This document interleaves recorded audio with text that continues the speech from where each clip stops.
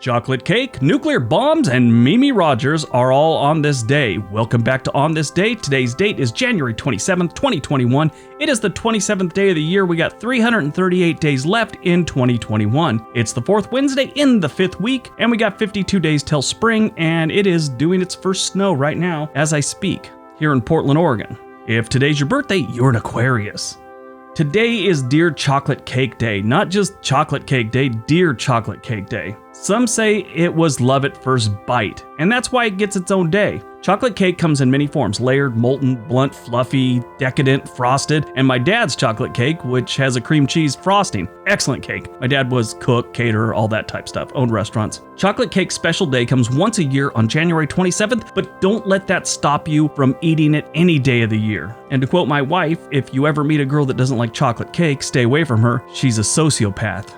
All right, let's see what else happened on January 27th. 1880, Thomas Edison receives a patent for his incandescent lamp. Over the years, I've read a lot about Thomas Edison. I was very interested, just all the different things he had done that really sparked interest in me when I was in my 20s. And as I read books and different things about him, I kind of feel a little less about the man. He was kind of an a-hole. He did a lot of sneaky, underhanded business things, including chasing the film industry out of New Jersey, and that's how we got Hollywood, California. He actually had them pass some laws to where pretty much you couldn't make movies in New Jersey without like his approval or something like that. It was weird. It's been years since I read about it, but that's why a lot of these guys picked up their stuff and went to California, started Hollywood.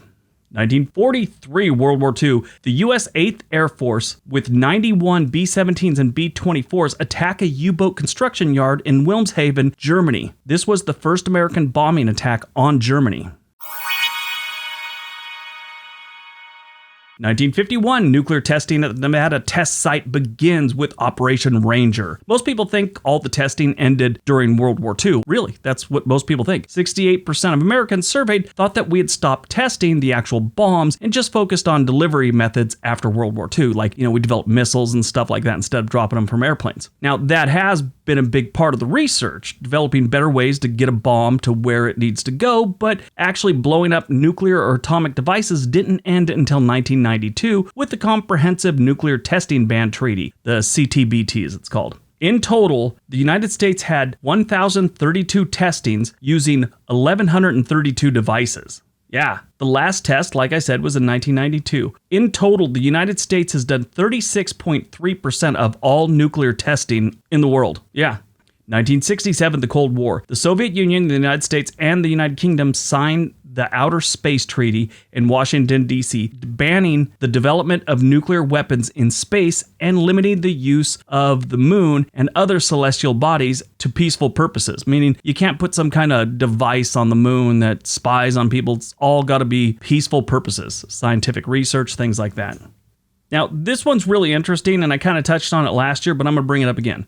1980. Through cooperation between the U.S. and Canadian governments, 6 American diplomats secretly escaped hostilities in Iran in what is later to be known as the Canadian Caper. Yeah, pretty interesting. 1996, Germany observes the International Holocaust Remembrance Day. So, interesting thing about the Holocaust and Germany's role in this whole thing. I used to work with the German guy, and he has a history degree in Germany, and he came here to get a U.S. history degree. Yeah, that's what he was working on.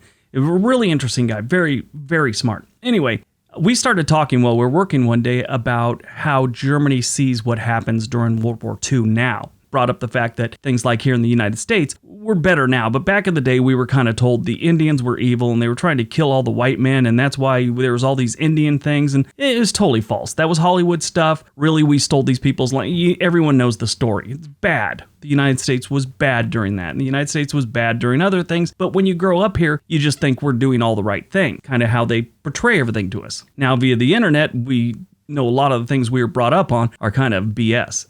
Anyway, so we started talking about how Germans see it now, and he said, no, it is not like that. In Germany, we know we were bad in World War II, and we did horrible things against humanity, and we need to make up for that. He said that's kind of the feeling, that they have to make up for what they did. And they still feel that way, even though that was people that are long since dead. It was a bad situation, and they need to, kind of pay the world back in a way, is kind of how he put it. I thought it was very interesting. Anyway, moving on. Movies released on January 27th, 2012, The Grey with Liam Neeson. This was a good movie. It's got Dermot Mulroney in it too, but after a horrible plane crash, 8 oilmen are stranded in Alaska and must work together to survive the cold and a pack of gray wolves who are stalking them. The film's based on a short story called Ghost Walker by Ian Mackenzie Jeffers. It's a really good action movie. That's the kind of thing you like? Definitely check it out. Little piece of trivia about it. Bradley Cooper was originally cast as the lead, but the role later went to Liam Neeson. And it only took about a month to shoot the whole movie. Yeah,